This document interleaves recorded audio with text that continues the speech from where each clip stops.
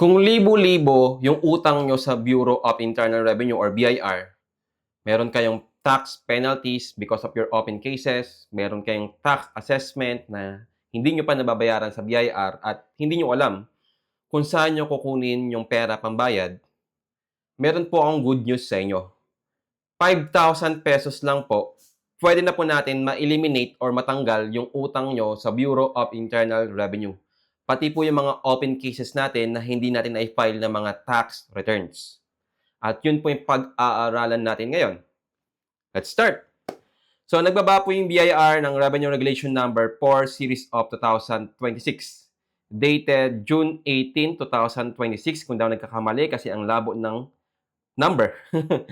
Subject, prescribing guidelines and procedures for the availment of one-time abatement of taxes and or penalties for micro taxpayers only. So, wala po yung only, dinagdag ko lang kasi para ma-emphasize natin siya. So, jump na po tayo dito sa definition of terms, section 2. In applying the provisions of these regulations, the following terms shall be defined as follow. Yung micro taxpayers po natin ay merong gross sales na less than 3 million pesos. Letter B, delinquent account refers to the amount of tax due on or before December 31, 2025 from a taxpayer who failed to pay the same within the time prescribed for its payment arising from self-assessed tax. Yung self-assessed tax example natin diyan, yung sinulatan ka ng BIR dahil may mga tax returns kang hindi nababayaran pero na-file mo online. May mga ganong taxpayers kasi na pinagkatiwala nila sa mga accountants nila, bookkeepers, accounting firm, auditing firm, kung sino man yung pinagkatiwala nila i-file, pinail lang yung tax return pero hindi binayaran. So, pag nag-due date na yun, ang tawag nun ay self-assessed tax. Hindi kailangan ng audit ng BIR kasi tayo mismo yung nagko-compute ng ating taxes na babayaran sa BIR. Ang tawag dun ay self-assessed tax. So, pag nag-due date na yun as of December 31, 2025, hindi nyo pa nababayaran, ang tawag dun ay delinquent account. So, number 2, deficiency assessment issued which has become final and executory para naman ito sa mga BIR tax assessment because there are two kinds of assessment sa Philippine taxation. Number 1 is yung self-assess nga dito na tinatawag, yung tayo mismo magko-compute ng ating taxes na babayaran sa BIR without intervention ng any BIR official. And number 2, yung delinquent or deficiency assessment, yun yung audit ng BIR, yung may letter of authority, tapos preliminary assessment notice, final assessment notice, final decision on disputed assessment, tapos final decision ng Office ng Commissioner of Internal Revenue na naging final and executory because hindi ka nakapag-file ng valid protest on time dun sa final assessment notice. But that will be discussed in our separate ATC video and marami na rin naman tayong ATC videos na na-explain yung tax audit. Hanapin nyo lang po doon sa ating YouTube channel and Facebook page, Accounting Tutorial Center. Letter C, assessment, whether preliminary or final, disputed or not, refers to a tax assessment in the preliminary assessment notice or final assessment notice or reiterated in the final decision on disputed assessment issued on or before December 31, 2025, which has not yet become final and executory. Note nyo po na dito sa letter C, definition of terms, hindi po kasama yung notice of discrepancy kasi hindi pa daw assessment yung notice of discrepancy. Ano lang daw yun, discussion of discrepancy lang. Pero I do not believe na hindi pa siya assessment because ang notice of discrepancy ay pwede nang bayaran ng taxpayer kapag nag-agree yung taxpayer. So, paano siya hindi naging assessment kung pwede pala siya bayaran? Tama? Pero sabi ng BIR, hindi pa daw yung assessment. Letter D, cessation of business operations refers to the point or circumstance where the business operations of taxpayer have stopped. Dito na yung point na hindi natin nag-ooperate, wala tayong sales activity, so cessation of business operations. However, if you want to close your business properly, you must apply for business closure sa BIR by filing the BIR Form 1905 at yung mga requirements niya. Check nyo po yung RMC 47, 2026 o yung ating upcoming ATC video to discuss the business closure sa BIR. Meron po tayo sa YouTube and Accounting Tutorial Center Facebook page. Letter E, stop filer case refers to a case wherein a registered taxpayer failed to file and or submit the required tax return and other tax information within the prescribed due date. Ito is stop filer case, otherwise known as open case. So, pag may open case ka, stop filer case din po ang tawag doon. So, in legal term, ang tawag sa kanya is top filer case, but this is popularly known sa mga taxpayers sa atin na open case. Yung required ka mag-file ng tax return pero di ka nag-file on time in accordance with our law. Section 3 scoop, the abatement under this regulation shall apply to all delinquent accounts as of December 31, 2025. Take note yung cut off as of December 31, 2025. Assessment, whether preliminary or final, disputed or not, as of December 31, 2025. And all open stop filer cases, ito yung open cases natin, as of December 31, 2025, including those of micro taxpayers who have ceased business operations na hindi pa nakakapag-file ng business closure sa Bureau of Internal Revenue pero hindi na nagpa-file ng tax return kaya nagko-continue yung open cases natin. Suggestion ko, until hindi pa nakakapag-file formally ng application form 1905 together with the complete requirements ng business closure sa BIR, mag-file muna kayo ng mga tax returns nyo kahit zero para di mag-open case, para hindi mag-penalties, in other words. Section 4 natin, coverage. So yung coverage po natin, the following cases of micro taxpayers, again, hindi po kasama dito yung mga small, medium, and large. With delinquent or assessed basic tax or penalties of not more than 80,000 pesos may be applied for abatement. So, hindi po daan-daang libo na tax assessment or penalties ang pwede natin apply for abatement. Ibig sabihin po nito, tatanggapin na po ng BIR yung settlement ng utang natin sa BIR at discounted price. So, from 80,000 pesos, gagawin 5,000 pesos na lang siya at discounted price. Delinquent accounts. Tapos B, ito yung mga scoop or coverage ng natin computation for the 80,000 pesos. Basahin niyo lang po yan. Take note itong letter I, no basic tax due but the threshold amount involves penalties due. Ito yung sa open cases, yung mga penalties. Wala naman kasing basic tax due sa open cases eh. Yun yung hindi ka nakapag-file on time pero required ka mag-file, may violation tayo. So, penalties ang tawag doon. Wala naman tax doon. Pero may penalties yon kasi may violations. So, up to 80,000 pesos per year. Ganun yung threshold natin per year. 80,000 pesos yung amount per taxable year. Okay? Kung 50,000 pesos yung penalties nyo na pinapabayaran, na may open case daw kasi napabayaan, so pwede nyo siyang bayaran na 5,000 pesos na lang. The 80,000 pesos threshold shall refer to the total basic tax liabilities and or penalties arising from violations of the tax code as amended, covering all of the above-mentioned cases for a taxable year. So, 80,000 pesos kasama na yung basic tax due and or penalties. Pag walang basic tax, penalties lang. Pag may basic tax and penalties, magkasama yung dalawa. Like for example, tax assessment. Sa tax assessment, magkasama yung basic tax due doon, pati yung penalties kung merong penalties. Pero kung puro penalties lang, without basic tax due, pwede naman. So, 80,000 pesos din naman yon per taxable year.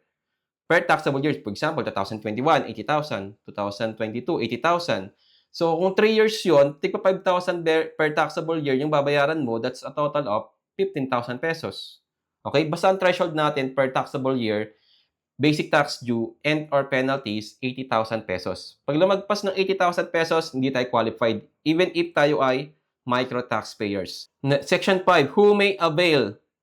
Any person, taxpayer, natural or juridical, or its duly authorized representative, who is classified as micro taxpayer may avail of this abatement to settle any delinquent accounts or assessment, whether preliminary or final, disputed or not, and open stop filer cases. Ito yung mga open cases natin, including those of micro taxpayers who have ceased business operations, na pinabayaan na yung kanilang business registration sa BIR, hindi nila napaklose, tumatakbo yung penalties nun. Any payments made by micro taxpayers on cases covered under Section 4 hereof prior to the effectivity of this regulation shall not be refundable. So, huwag nyo munang bayaran. Kasi itong effectivity ng regulations natin, na-publish to ng June 22, 2026. So, effective daw to after 15 days. So, after 15 days, starting June 22, magtutok effect to July 8, 2026. So, starting July 8, 2026 pa lang kayo pwede mag-apply ng tax abatement. Okay? Take note that, huwag muna kayo masyadong excited kasi this is revenue regulation. Meron tayong 15 days period for its effectivity. Section 6, manner and place for filing an application for abatement of taxes and or penalties and interest. Doon sa basic taxes natin, basic tax due, and or penalties na 80,000 pesos na threshold per taxable year, hindi kasama yung interest sa computation. Dalawa lang ang kasama sa computation ng 80,000 pesos na threshold. Basic tax and or penalties. Kung present yung dalawa, i-add mo silang dalawa, basic and penalties. Pero kapag walang penalties, basic lang, di basic lang. Pero kung penalties lang, penalties lang, pwede yun. Pero per taxable year ang computation, ang threshold natin, 80,000 pesos. So micro taxpayers who wish to avail of the abatement under this regulation shall manually file an application for abatement on a per taxable year basis. So isang application form per taxable year. Okay? Hindi pwedeng isang application form sa lahat ng taxable years na 2025 and prior years. Using BIR form attached here to as Annex A with the RDO having jurisdiction over the taxpayer. So ito yung application form natin, pipilapan nyo lang po yan. At ito po yung mga type of the tax abatements, iting tax type niya, basic amount due. Yan. Pipilapan nyo lang po yan per taxable year. The taxpayer shall specify the tax types and basic amount due, excluding interest. Take note, excluding interest, hindi kasama yung interest sa computation ng 80,000 pesos threshold per taxable year for each case covered under Section 4 hereof in the application for abatement. Failure to specify the tax types and the basic amount due in any covered case shall result to the denial of the application for abatement. Okay, so required pong pilapan itong tax type na column, pating basic amount due.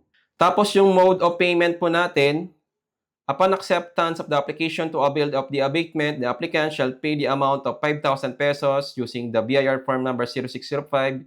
Ito po yung 0605, kapal nyo po siya online using EFPS or EBIR forms.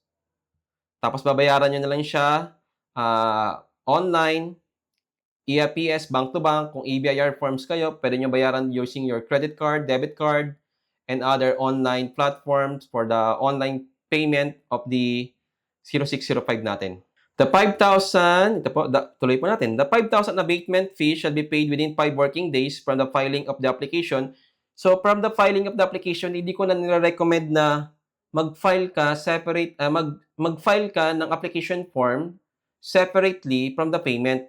So, pag pinail mo na yung application form mo, dapat nakatouch na doon yung proof of payment.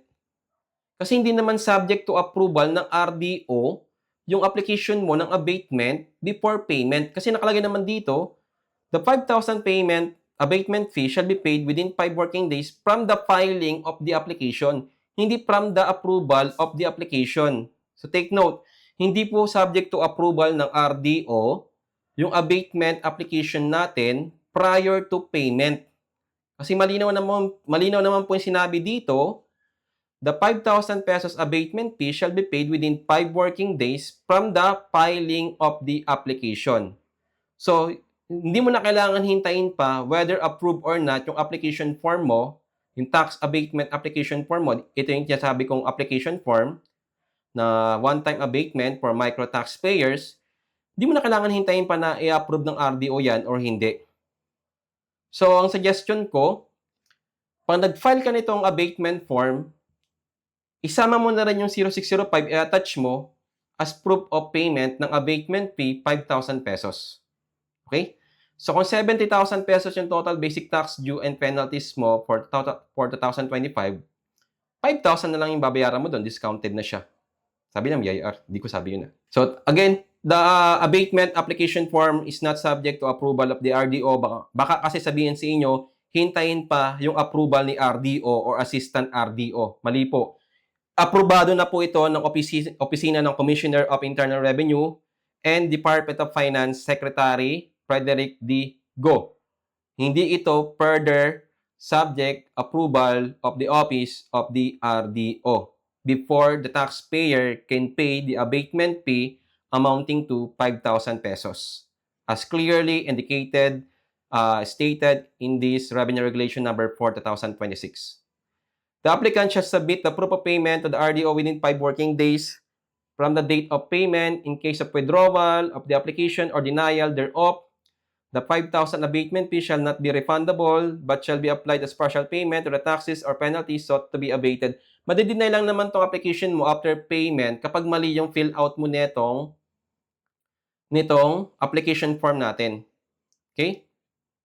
And besides, makikita mo dito, meron delinquent account, assessment, tax collection, tapos other penalties. Ngayon, hindi naman alam ng taxpayer lahat ito. Wala naman tayong letter na na-receive from the BIR kung meron ba tayong other taxes na hindi pa nababayaran na delinquent na pala or tax assessment or penalties na hindi nababayaran sa BIR as of December 31, 2025. So, anong gagawin mo? Magre-request ka. Ito po, mag-file ka po ng request letter sa opisina ng Revenue District Office nyo having jurisdiction over your place of business. Tatanungin nyo po sa RDO nyo kung meron ba kayong open cases or outstanding tax liabilities for taxable year 2025 and prior years. Okay? Yun po ang tatanungin ninyo. Gumawa na po tayo ng format. Ito po yung format natin. At i-edit nyo na lang po ito. Sisend po namin sa inyo yung template natin pero meron lang tayong investment fee na babayaran para sa ating format or template.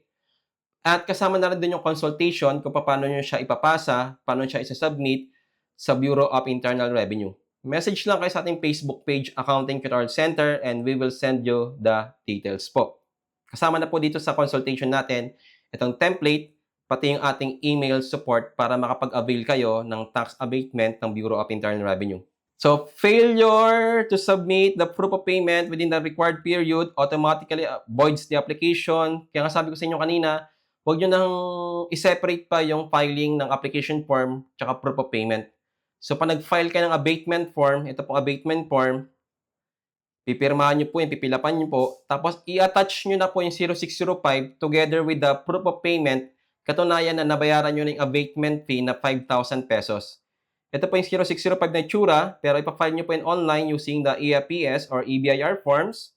Tapos babayaran nyo siya online, yung proof of payment, i-attach nyo sa likod ng 0605 para hindi nyo nahihintayin pa yung 5 working days para ipasa yung inyong proof of payment dun sa RDO. Kasi pupunta na naman kayo sa RDO para magpasa na naman. So, doble pa yung natin, yung pagod tsaka yung oras na gugugulin. Paano pag nakalimutan mo, may emergency, yung 5,000 pesos mo, mabuboid daw pag di mo na ipasa within 5 working days.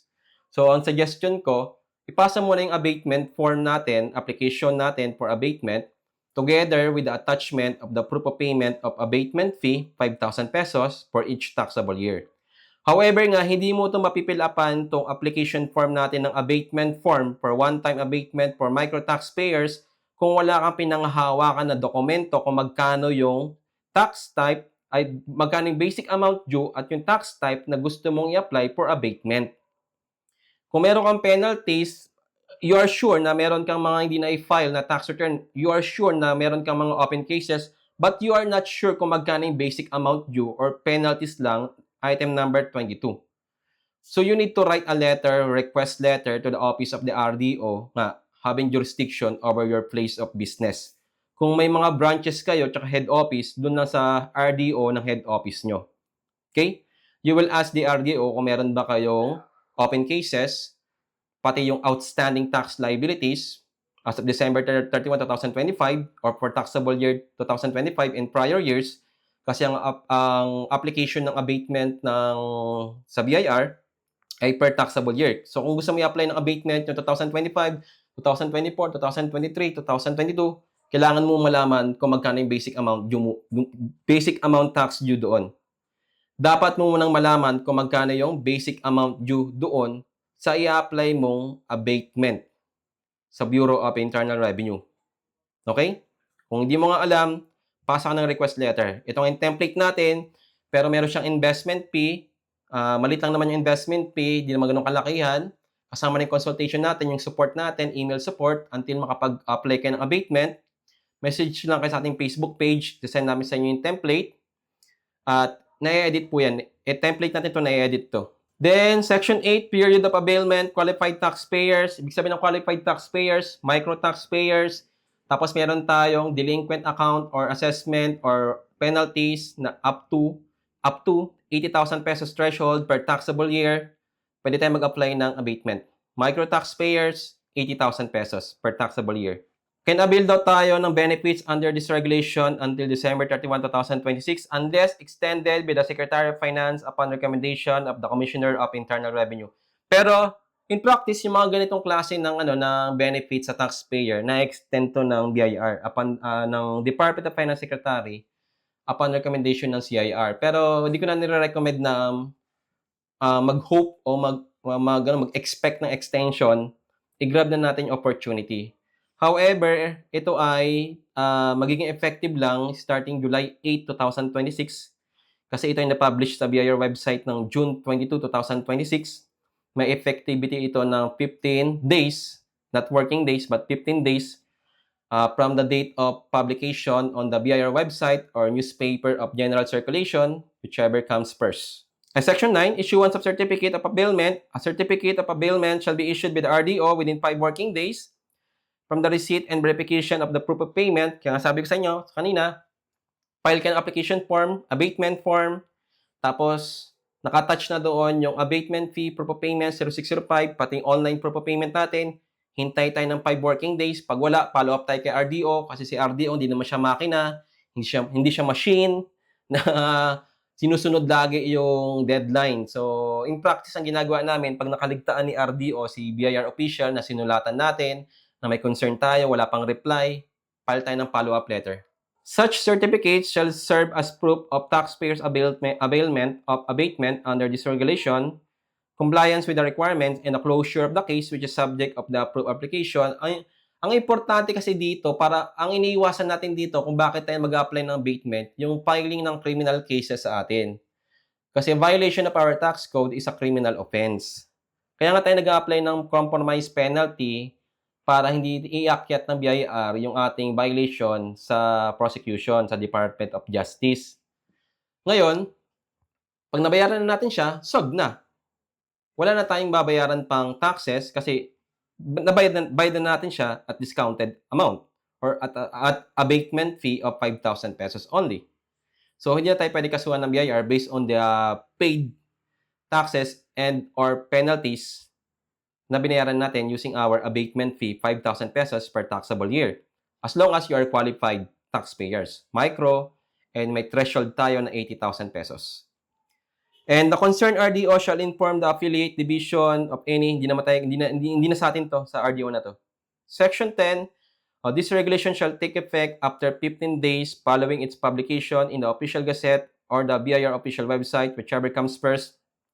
Pero check niyo yung BIR website. Ito ay na-publish sa BIR website ng June 22, 2026 kasi na-receive siya ng admin June 22, 2026 at naka-state naman sa BIR website na June 22, 2026 siya na publish sa BIR website.